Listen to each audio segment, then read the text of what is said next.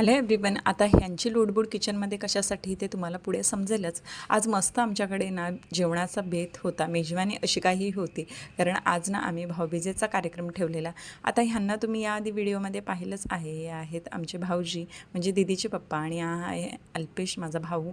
So दोघांची छान ओवाळणी केली आणि ना भाऊबीज होऊन गेलेली, पण आज संडे होता म्हणून ना दोघांना मी एकाच दिवशी बोलवलेलं आणि छानपैकी अशी ओवाळणी झाली, जेवणं झाली.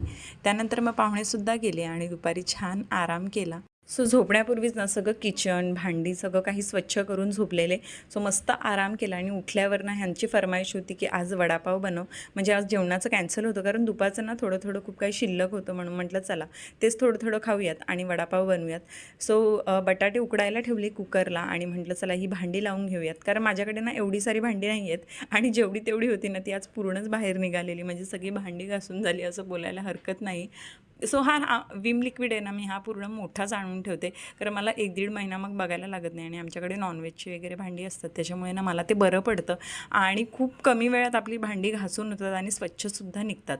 सो वड्याच्या भाजीसाठी मी आता तयारी करायला घेतली होती, म्हणून धणे भाजून घेतलेले आणि जे सकाळचं दूध आणलेलं ना ते माझ्या लक्षातसुद्धा नव्हतं, म्हणून मग ते सुद्धा तापायला ठेवलं. आणि मसाल्याची तयारी करत होते, म्हणजे कोथिंबीर, हिरव्या मिरच्या, लसूण आणि धणे घेतलेले.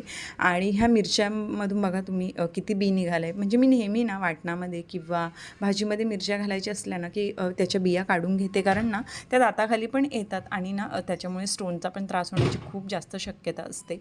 सो असं मस्त हे मी हिरव्या मिरचीचं वाटण बनवून घेतलेलं आहे. ह्याच्यामध्ये ना थोडंसं स्पायसीपणा येतो.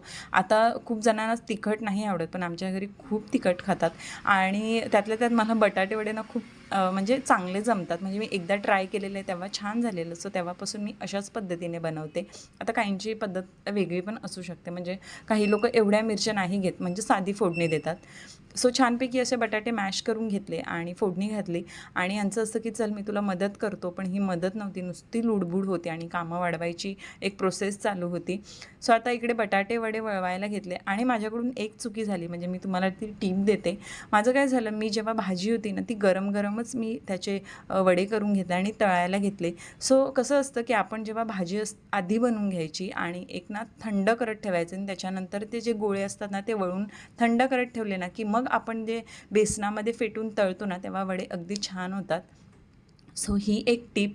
आणि पण छान झालेले वडे. सो अद्विकचं इकडे वडापाव खाणं चालू होतं आणि त्यानंतर म्हटलं चला सगळ्यांनी एकत्रच बसूयात. सो वडे सगळे झाले आणि छानपैकी आता मिरच्या केल्या. आता चटणी तर नव्हती, पण आम्ही ना ठेच्यासोबत खाणार होतो वडापाव. सो तुम्ही रिसेंटली फॅमिलीसाठी काय बनवलेलं मला नक्की सांगा आणि भेटूया